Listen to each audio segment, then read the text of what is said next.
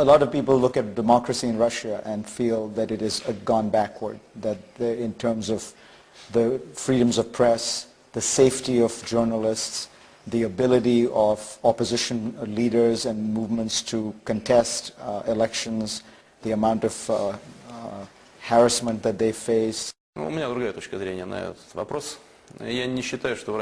have another point of view on this matter. I don't think that democracy is regressing in Russia. I've spoken about that many times, and I'll try to say it to you once again. The thing is that the democracy of the 1990s, the very idea of democracy in the 1990s, reflected among other things in several laws, was naive. To a certain extent, those ideas copied the democratic positions and perceptions of developed countries. But not everything can be copied easily. Therefore, I think that modern ideas about a political system, a modern party system, and a modern system of vesting governors with powers are much more democratic now than what we used to have in the 1990s. Why? Because it's more stable and it better protects the interests of the population. As for press freedom, this of course is a subject that will always have various measurements. I had to talk to my American colleagues many times about what's happening to the mass media in Russia.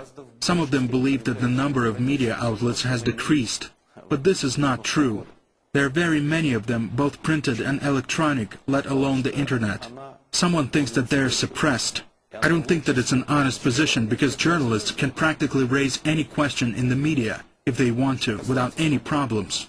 There are situations when attempts are made to exert pressure on the press. I'm not going to deny that. Incidentally, it very often happens in the regions, where local bosses may not like critical articles about themselves, so to speak. Such things happen, and we shouldn't react to it. The press should be able to defend itself. And finally, the last thing about the press, irrespective of bosses' likes and dislikes, there are no closed subjects in the modern global information space. Something may be withheld on TV, you may not say anything in a televised program. But given the fact that Russia has about 40 million internet users, it takes 5 minutes for the whole country to learn about any event. So exerting pressure on the press is futile. But on the other hand, we should understand what's happening to the press. You know this business only too well. Our press was organized differently in the 1990s. It was owned by 5 tycoons who settled scores with each other with the help of the mass media. They periodically exerted pressure on the country's leadership. That's also wrong. The press should feel its dignity, its place in the world, and role in the democratic vision of labor, if you wish. The press shouldn't be suppressed either by the state or financial capital. It should have some margin of safety. As I understand, in this sense we're moving in the right direction. I don't think that the situation is ideal, and I'm always open to dialogue in this respect. Therefore, to sum up, our political system has become more mature in recent years. In my article, I wrote that it's far from ideal. It's true, it's really far from ideal.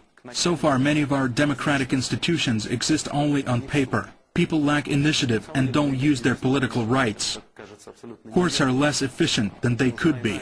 If people need to defend their interests, they usually go to various bosses rather than to courts. In fact, as a lawyer, I think that's absolutely wrong. We need a different legal culture. We need respected courts and effective law enforcement. That is what to do here, and we will do it. In conclusion to this, I would like to draw your attention to the fact that our democracy is fairly young.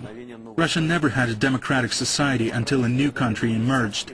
There was no democracy in Tsarist or Soviet times. In this country, democracy is 18 years old.